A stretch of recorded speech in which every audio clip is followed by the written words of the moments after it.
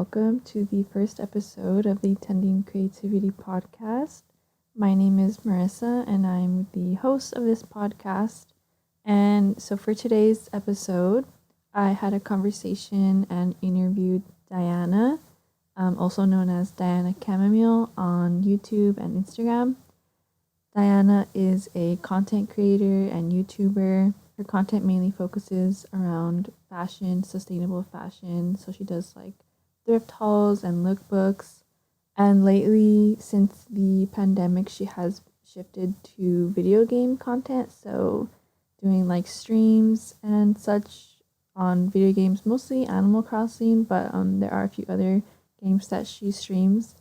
And yeah, and I really enjoyed recording this with her and talking to her. And yeah, so we'll just get into the episode.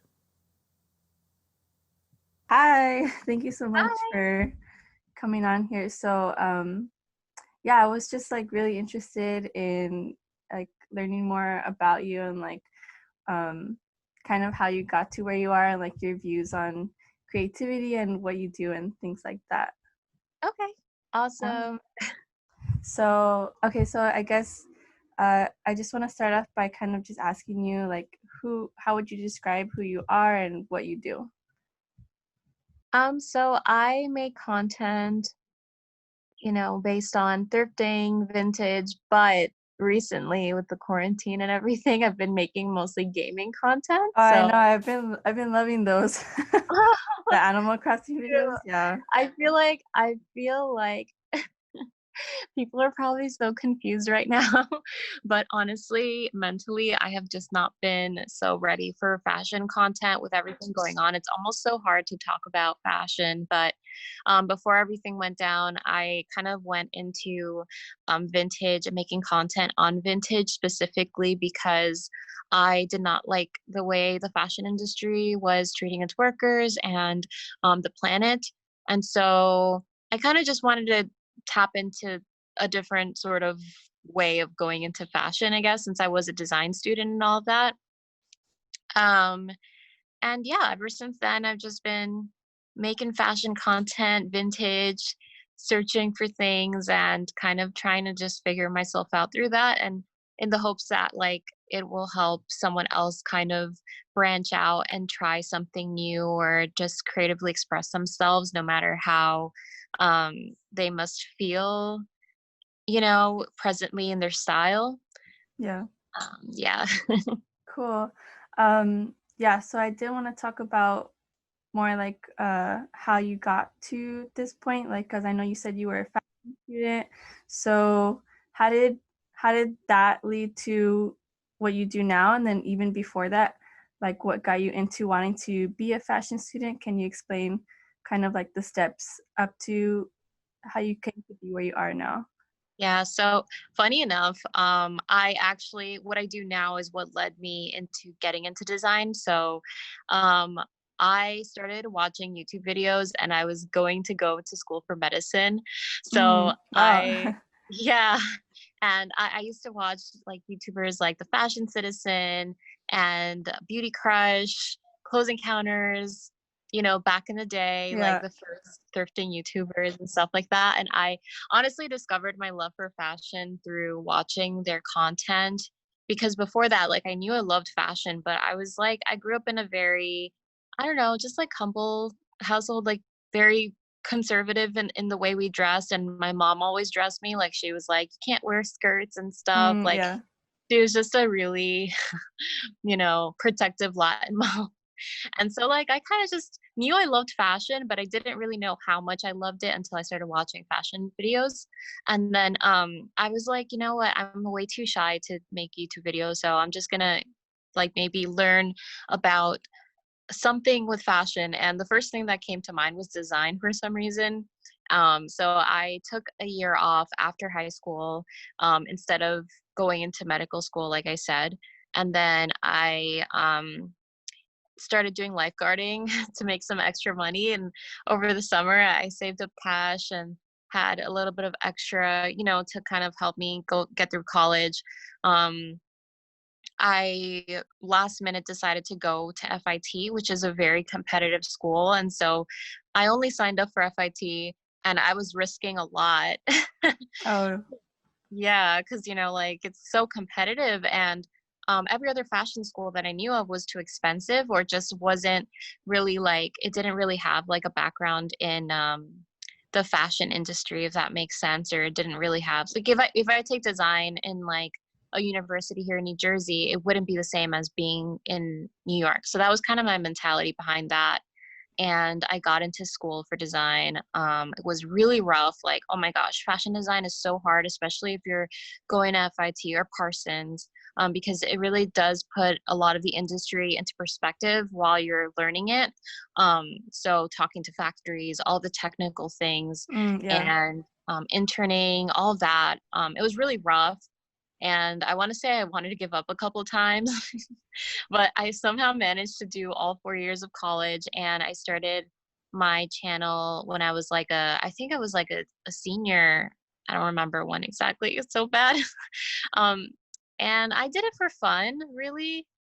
Like, it wasn't anything serious. I met a lot of other YouTubers because a lot of us went to college at FIT through that. And I remember after that, I went to like after I graduated, I started working retail at Anthropologie for a while, just kind of trying to give myself a break after college since it was so intense. And then I was like, you know what? I actually really like my channel, like where it's headed. So I'm just gonna do that. And when I first started my channel, I did do thrift hauls, but I also did like fast fashion hauls, mostly like Free Mm, People sale section because they're so expensive. yeah. And I was just like, kind of figuring myself out. And I think it was through thrifting and just secondhand and learning about it, and kind of also learning about it when I was in school, like the production behind clothing and like how important it is for us to be sustainable. That's when I kind of started to do more thrifting content and stuff. And yeah. Cool. Did you like dorm when you were at FIT, or did you like, because you were from New Jersey, right? Is Yeah. that where you lived? But and Yeah. then how did that work? Like, So, yeah, FIT has dorms. So I was there for like a year, and then after that, I commuted because the dorms were really expensive. I think it was like 10 grand or something crazy like that for a mm, year of dorming. Which is like, honestly, looking back, I'm like, what the heck? I made so many dumb decisions. Like, I should have just gone to school for 2 years, to be honest, just to have some college education. And then, because I ended up specializing in knitwear after, and I don't remember any of it. Like, I uh, know how to knit by hand, but that was something I learned by myself. Like, I learned to knit by hand by myself. And when I yeah. was in college, I never knit by hand. Like, they used all these machines and stuff. So it was one of those things that I kind of regret a little bit. But yeah, as you asked me, I was pretty much dorming for a year, and then I commuted because I don't live too far from the city. Well, I didn't at the time. So yeah. Did you live with your family, or you had like moved out while you were going to Um, college? no, I lived with my family like during college, and then after college, I lived with my family still. And it wasn't until like I think a year ago that I was like I moved out, or actually now it's been 2 years since I moved out from my parents' place and stuff. I But was I yeah. was just wondering, yeah. Oh, so like you were saying, you kind of feel like regrets. I was just gonna say, like, I kind of have like the same feeling, like, because I graduated 2 years ago, and I did my major was in gender and women's studies, and I was like really passionate about it. But even when I was like going through it, I wasn't really sure how I was gonna like necessarily use it afterwards, like what kind of field I was gonna go in. I did think about like nonprofit work and stuff like that, and maybe trying to get like an internship. But then I was thinking too, like, that's kind of, some of it's really intense, and I don't know if I would be able to handle that on a daily basis. So I'm kind of in that period too, like trying to figure out um like what to do with myself. And so I had a part-time job before I graduated, so I've just been in that same job. Yeah, so I could feel you on like going through that phase. Yeah, it's so hard because it's not like you're gonna know where you'll end up. honestly. Like, you don't know. Right now you can be studying women's well, what you said was women's Women's study or studies, yeah, gender and women's women's studies? studies. Yeah, like but that's the good thing about it is, you learn, right? But then the bad thing about it is that it's at a cost, Yeah. right? And that's what sucks. Like, at least for me, I have such a huge student loan debt because of going through college and all that, even though I had the government help me, Mm-hmm. because I was out of state, the government only Oh, yeah. paid part of it. Yeah. So and my parents paid a lot of money too. Like, they helped me a lot. I paid a lot of money. Like, I was working through the whole time. Like, college is really expensive, so I totally understand. And it's almost difficult because even me now, I'm just discovering, like, I love vintage and I'll continue to make content for vintage, but I'm starting to grow passion in ceramics, and so I kind of, that's like a totally different, like, ball game, and again, something that I didn't even have to go to college for. Yeah. So it's like you're constantly discovering yourself, and it's such a Yeah. shame that, like, the price tag on college is so high that you end up paying for the development of your education and learning and Yeah, you growing. have to sacrifice so much. Yeah, you do. So um yeah. Um, okay, so yeah, I guess you pretty much covered like when you made the transition.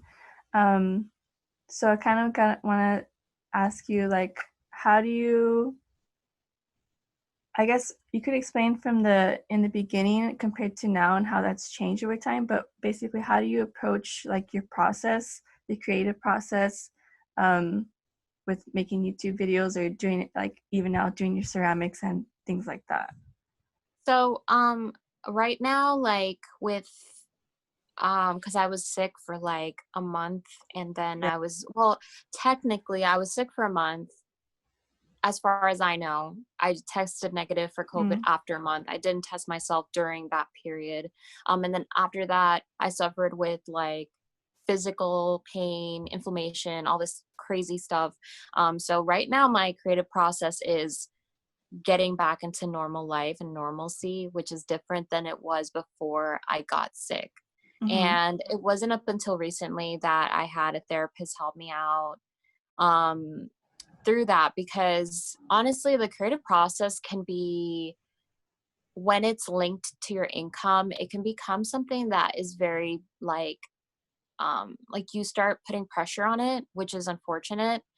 And that's kind of what my struggle has been like for the past, even before I got sick. I was struggling a lot with the creative process. Like, oh my gosh, I have to make a video, but I feel so self-conscious about this and that. And it sucks a lot of the love out of it.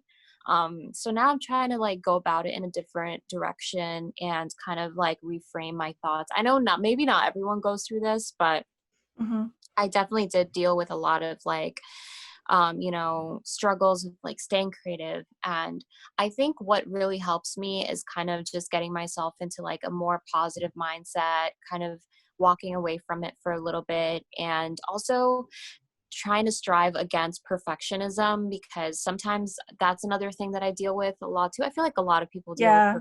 perfectionism, yeah, and like their work, because you really care so much about it. But just talking to my therapist, she's kind of told me like, hey, if you ever start to feel like you're doubting your work and you're editing for too long and you're just kind of like doing the same thing over and over again, because one of my things is like editing for hours, rewatching the video, making sure that it's like something that somebody's going to want to watch and like actually entertaining. Recently, I've just kind of been like loose on that because of, it's like I'm not even making normal content right now. Mm-hmm. But just kind of like being like kinder to yourself and realizing that like there's more videos coming. There isn't just one video that you're going to make, and it's not going to Yeah. be a make or That's, break. So and it doesn't have to like define you. yeah, exactly.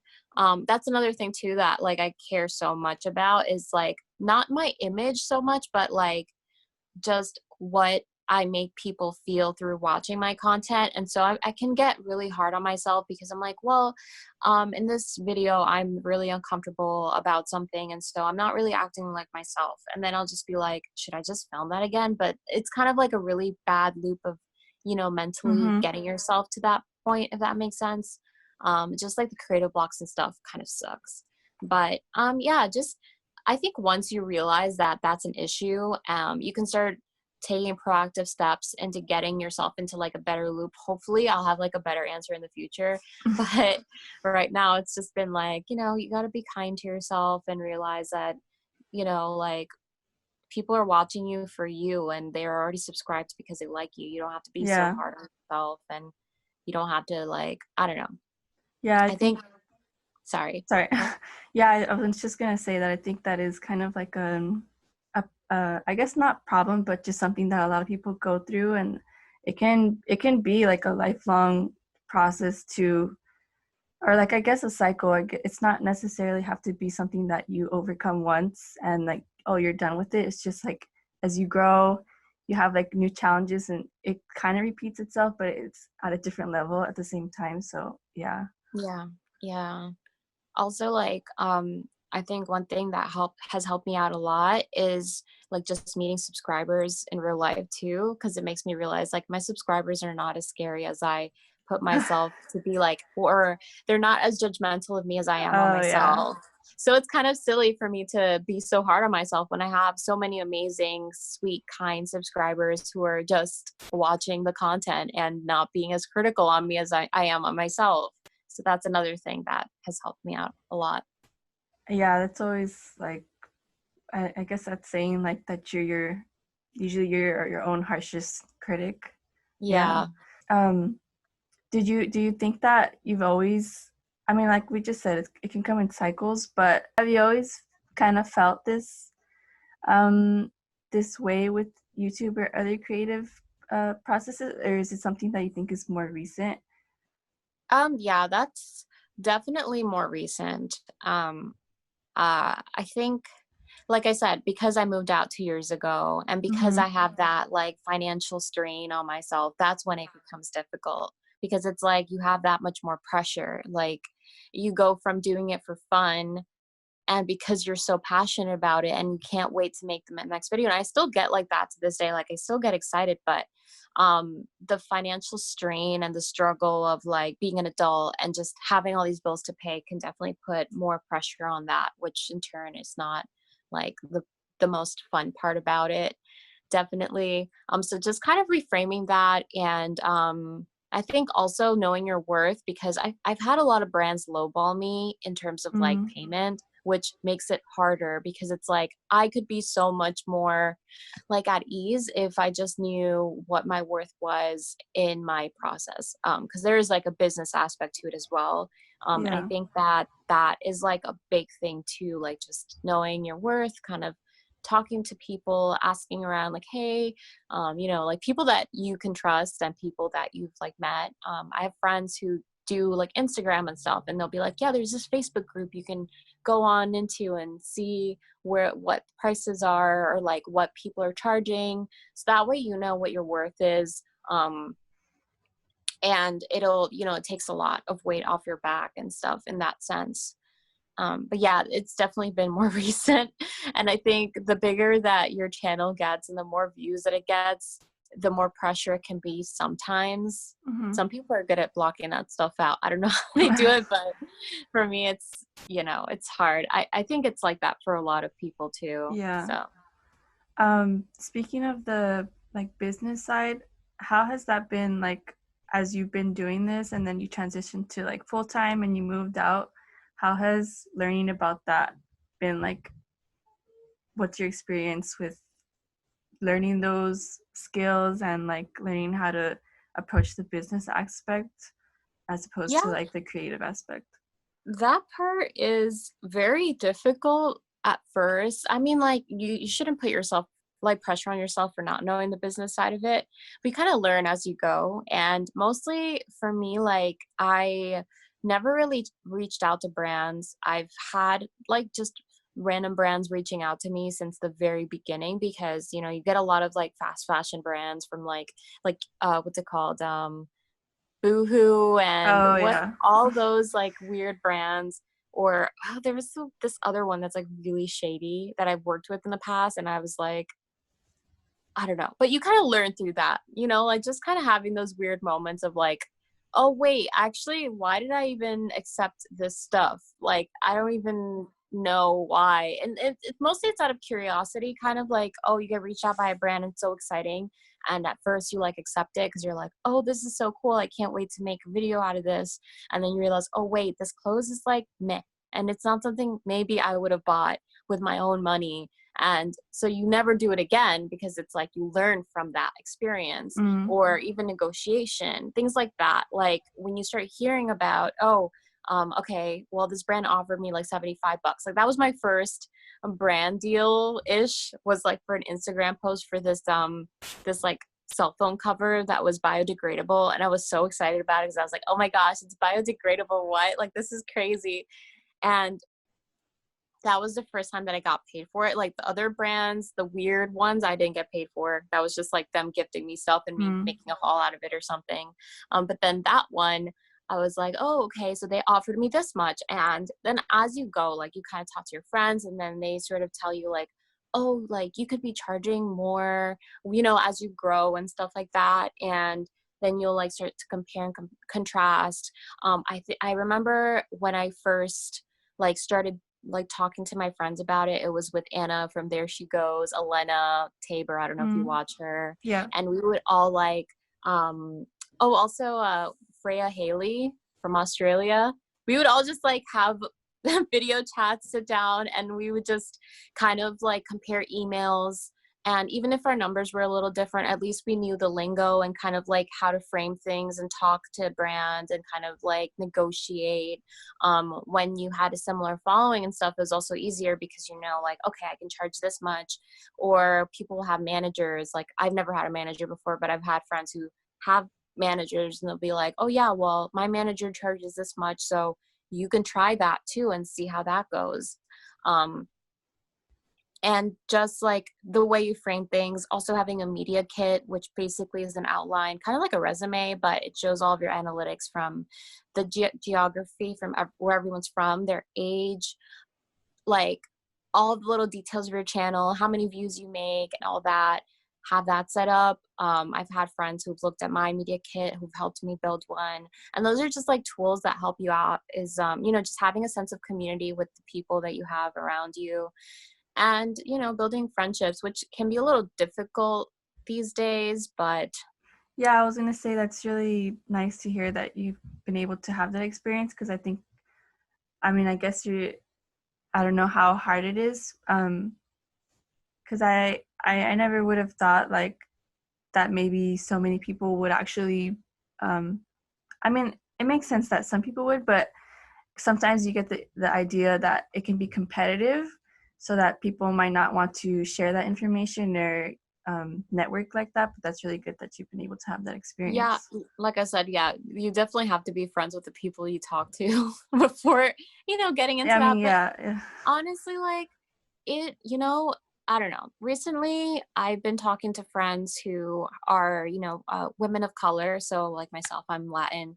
I have Mm-hmm. friends that are Black. I have friends that are Asian. And sometimes like we don't get the same amount of money that white influencers get, Definitely, yeah. which is something that I'm just now learning. But I would only have learned that if people didn't want to help each other out. You know, people didn't want to kind of like, you know, kind of fill that gap, that Yeah. like mystery, because it is, there's a sense of mystery, because it's almost hard. Like I almost feel weird sitting down and telling my subscribers like, hey, this is how much money I make for a video, because like one, I could either be under charging, or two, I don't know how people feel about how much money I How make. they They don't, might take it. how they might take it. Yeah. And I don't ever, you know, want my subscribers to feel like I'm doing this for money, because I'm not, like, by any means. This is definitely something that's a passion for me. Like I'm so passionate about my job. So it kind of like, I feel like a lot of people feel that same way. And so they might not share it as much on a video, for example. Mm-hmm. But definitely there's still like this air of mystery of knowing how much to charge and all that. And I think people don't like that. Like a lot of influencers don't enjoy that aspect, especially when your channel's not like, you don't have like 1 million followers or whatever it is, Yeah. and you're just doing it as like a regular job. Yeah. I had a few questions about like other creative like mediums and things that you did, but I actually wanted to kind of jump to like the questions about like your background and your family upbringing, and like Mm-hmm. how that's influenced how you work today and like how you approach it. So because I know you brought up like being a woman of color has its impact on how you work, how you like you're just learning about the pay gap and all these different discrepancies and how to approach that. um so well, I guess there's two parts. So growing up, did you have like any kind of messaging, whatever it is, about like creativity and work, and like any expectations for how your life was going to be when you were an adult, and how has that played out? Is that, if that question makes sense? Yeah.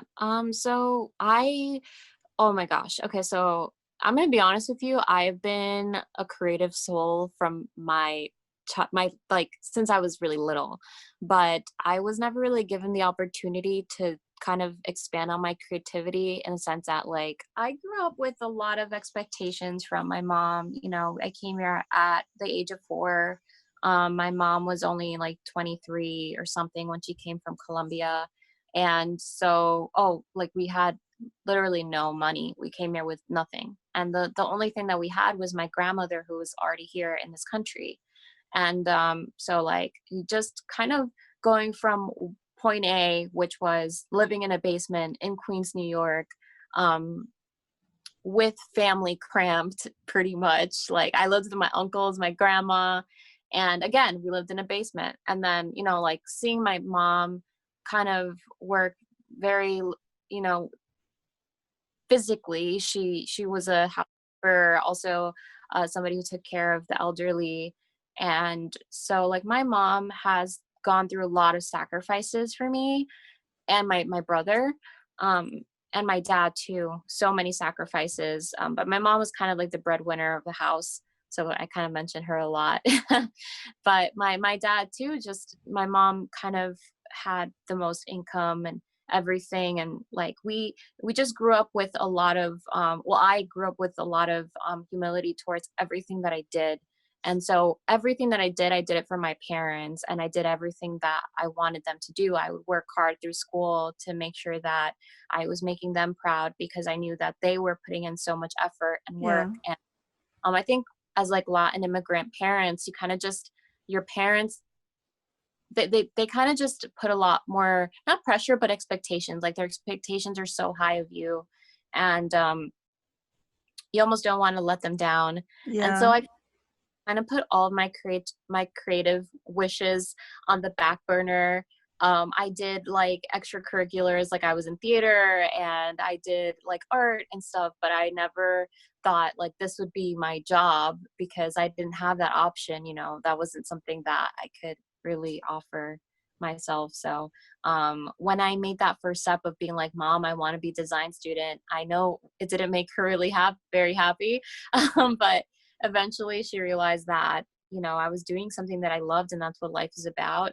And I'm incredibly lucky that my mom even, was able to accept that of me. And, because I feel like some parents don't. um, Yeah.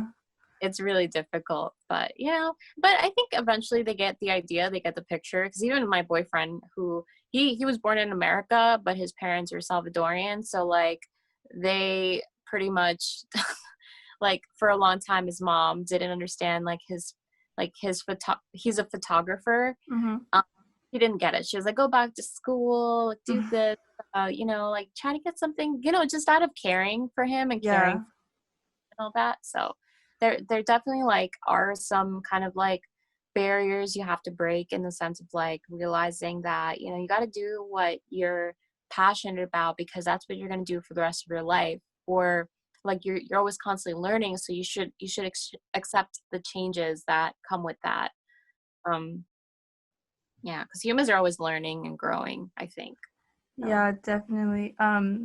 My my mom, she came here when she was a lot younger. I wasn't born yet. She came here when she was like 6, and my dad was. They're both like Mexican American, but my dad family was already like fourth or fifth generation. mm, So sometimes I think about like my mom.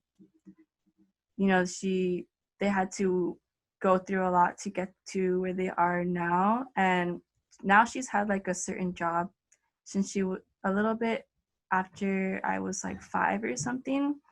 And sometimes she says like, so I moved out and then my brother is still there, but before when we were growing up, she would say like, oh, what am I gonna do like with just your dad at home? Like that she's the eldest of 5.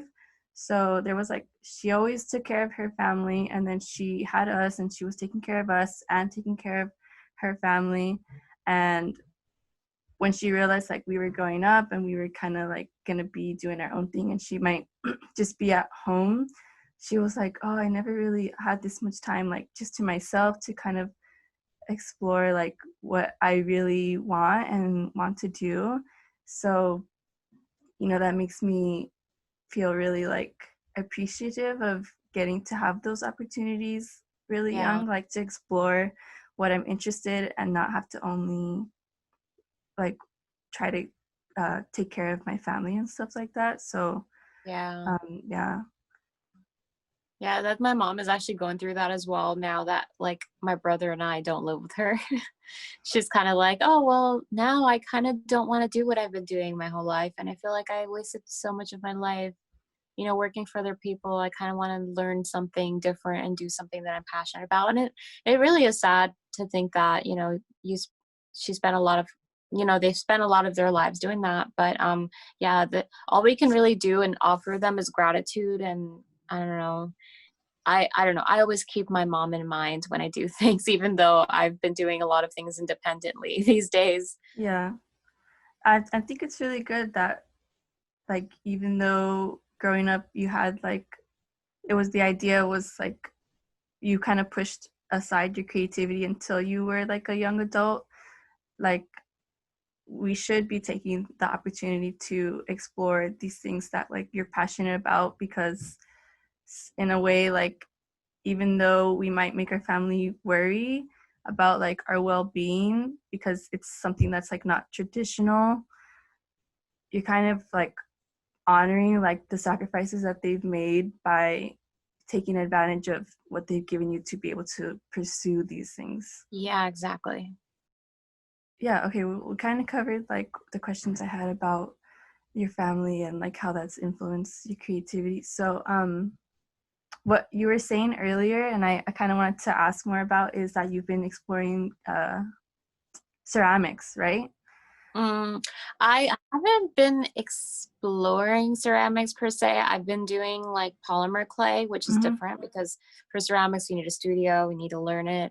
I was actually gonna be doing ceramics this year, but COVID happened, me so me looks like I too.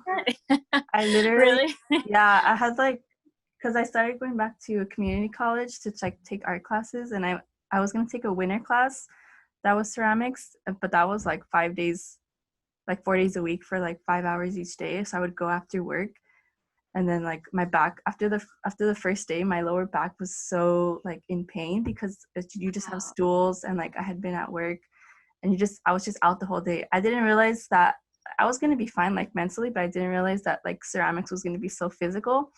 So I Oh, dropped it, and then I was like, I'll take it during the spring semester. And then I started, and we had like 3 classes, and then everything got shut down. So crazy. Yeah. Wow.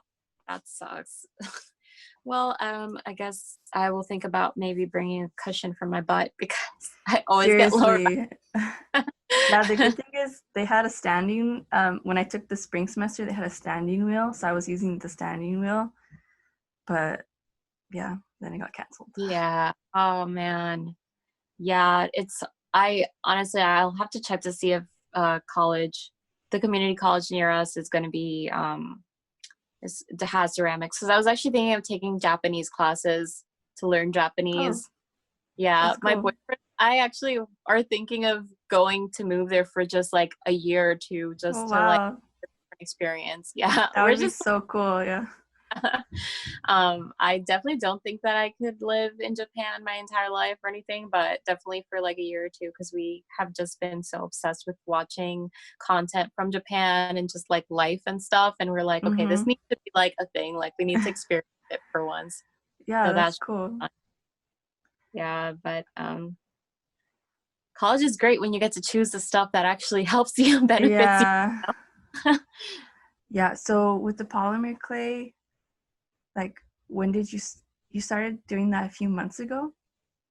Yeah, I started taking that, well, doing polymer clay, I want to say like the end of last year. I had polymer clay with me for a while, but I was like again, the perfectionist in me was like, I'm gonna suck when I start. Like, I'm not gonna do so well. It's like, and I kept pushing it off until one day I was just like, you know what, I'm gonna do it, and I did it, and it was fine. And then every time you touch the clay again, it's like you get better and better and better and better. Mm-hmm.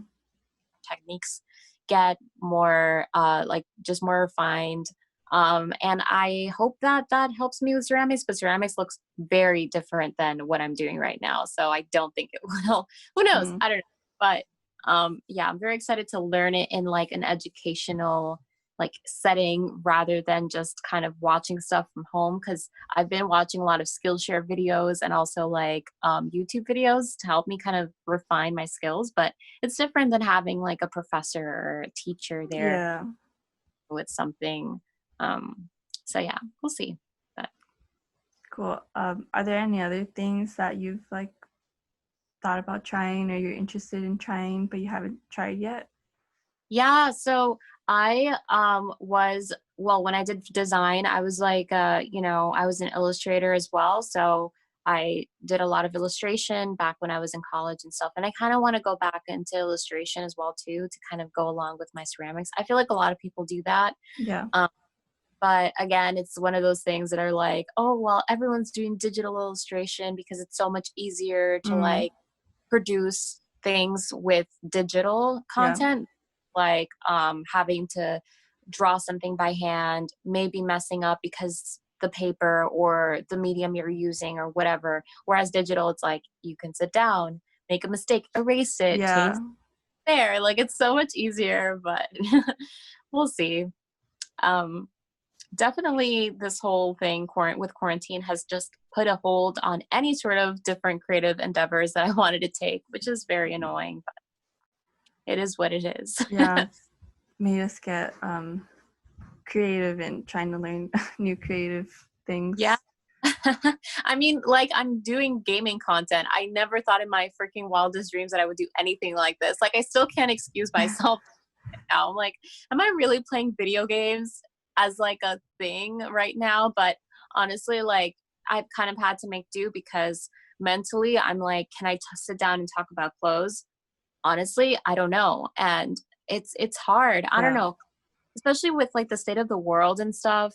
Um, Kind of sitting down and talking about the things that I normally would talk about almost feel tainted by the very reality, the very harsh realities that we're living right now. Mm-hmm. Um, and I kind of don't know how to go about doing that.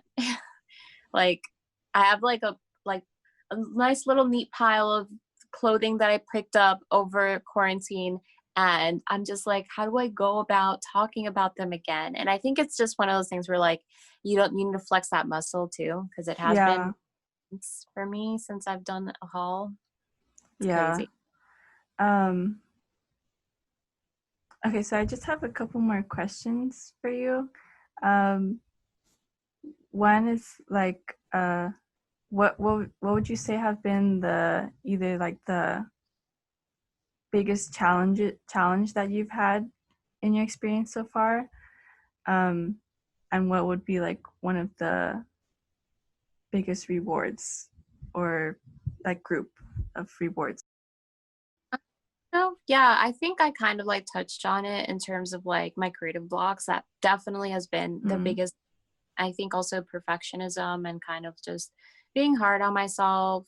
Um, Obviously also like being in front of a camera, you kind of like, I mean, I never really struggled too much with self-esteem issues per se, I think. I don't know, but when you put yourself in front of a camera, that's when you're like, oh, dang, okay. Like you can see if you put on weight, if you have a pimple on your face, if your hair is messy, all this stuff. So kind of getting through that and being like, that's really not a big deal. It's fine. Just sit down and film the content and just be mm-hmm. yourself matters more.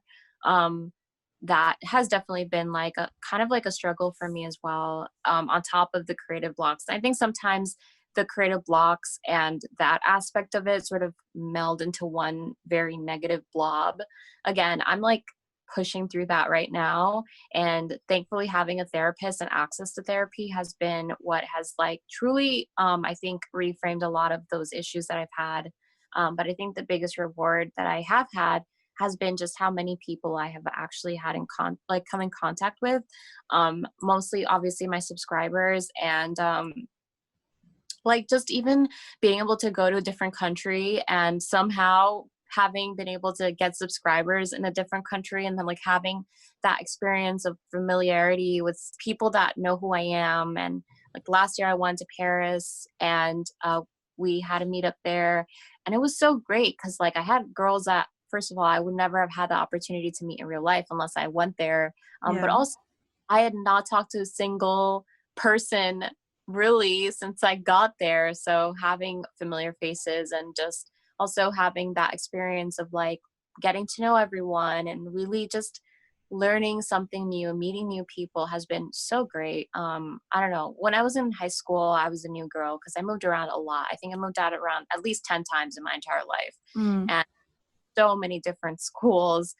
So I never really had that much of a social experience because I was always kind of trying to adapt and trying to mold myself to my environment. yeah. So instead, through my content, I've been able to be or find out more about who I am as a person. And also, somehow along the way, I've managed to get an audience that has been so accepting, loving, and kind. And that is the most rewarding part about everything. And that's honestly the reason why I started making videos, because I remember when I started watching people for the first time, I was like, wow, these girls are so cool. Like, they're honestly, they've got their life together. They're so creative. They're so powerful. And I felt like I grew a friendship through that.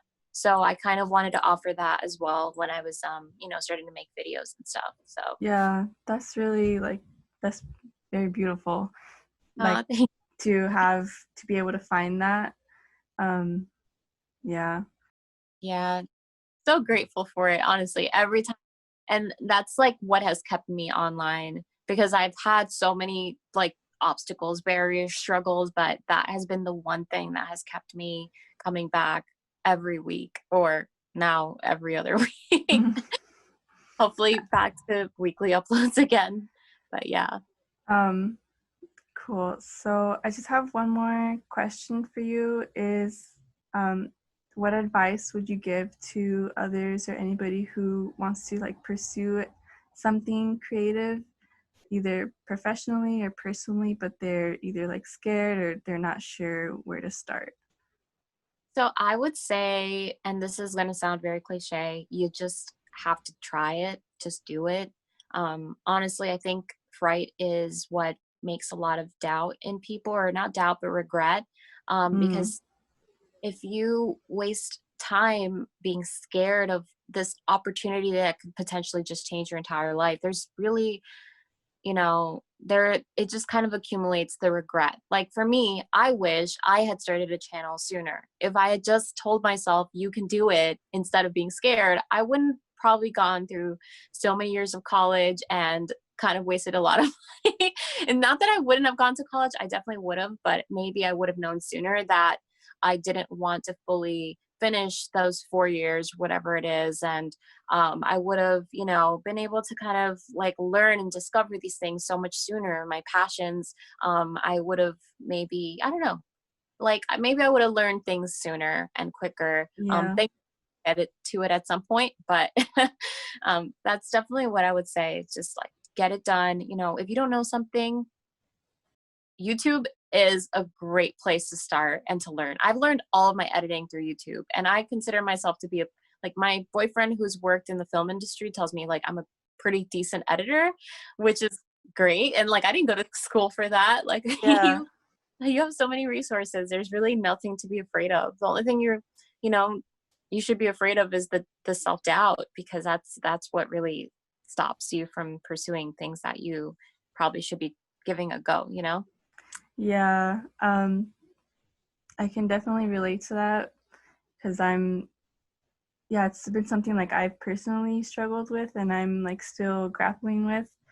But yeah, considering that there's so many resources that we have like at this time in life, I've just like the barely past like 2 or 1 year like started kind of working through that, and even if it doesn't necessarily like result in anything, I can still like feel like I at least tried something or Yeah. explored something that I was interested in, and Yeah, not like keep myself like in my safety zone, exactly. comfort zone.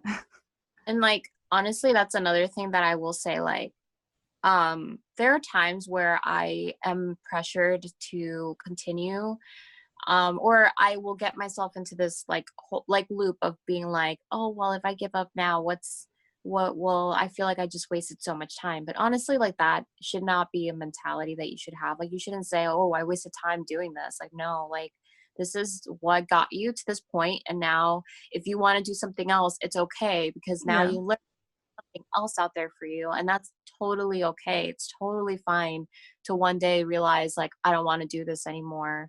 um Obviously it's not going to be as easy because like financially that was what you had tied to, but I don't know, it's okay to like not do YouTube. It's okay to not continue doing this forever. Like I have a friend who was a very successful YouTuber, and unfortunately because she got physically very ill, and that also depressed her. And when she came back, unfortunately, the way the YouTube algorithm is, she lost a lot of the views Mm, thing. So she's just kind of stopped, but she's fine. She's like a job, and she's now going to have a baby. And I managed to stay in touch with her. And she's honestly one of the most beautiful friends I've ever had. Like she's so sweet and precious. And like, I will never let her go. And I'm so happy that like we somehow met through this, and that she's living a full and amazing life. Like, sometimes we put so much pressure on ourselves to succeed and get to that point of success, but it's like not about that. It's about your happiness, yeah. how you find yourself through that. Yeah, like at what cost? Just because you think you're supposed to stay on a certain path or do something, if you're not really like into it anymore, when you get there, it's not even necessarily going to be gratifying. Yeah. Yeah. Yeah.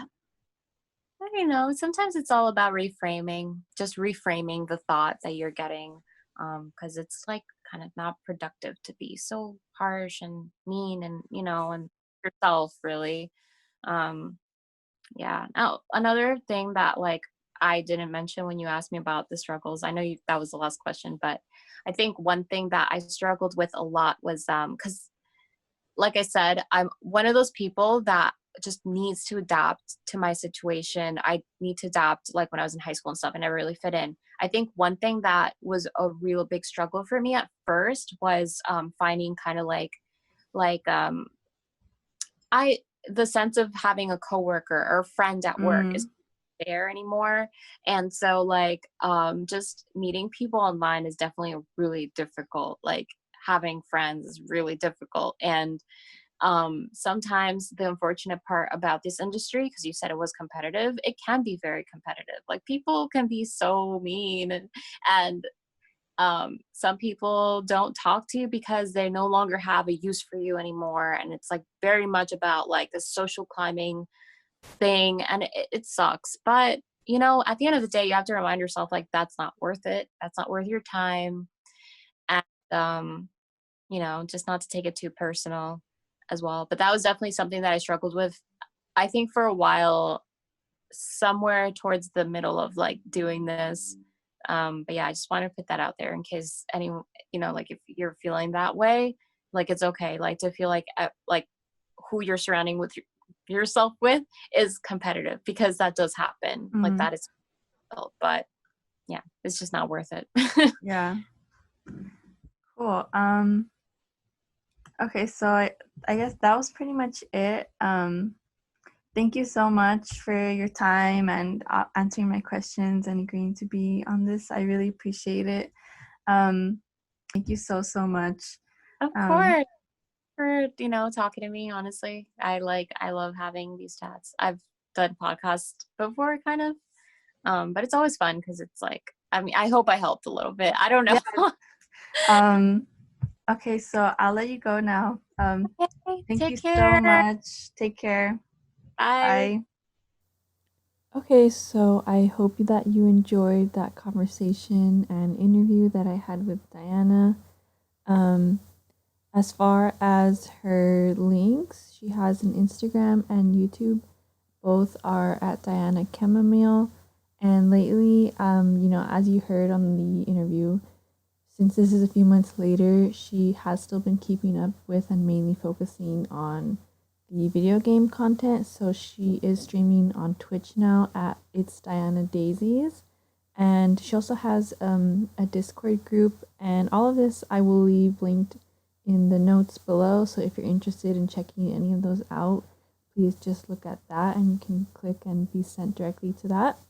And please subscribe to the podcast wherever you are listening and follow us on Instagram at Tending Creativity to keep up with when new episodes are going to be posted and to hear more episodes like this. And I also, if you're interested, my Instagram is at Marisu Elena. And again, all of this is going to be linked in the show notes. But I hope that you enjoyed this episode, and I can't wait for you to hear the next one.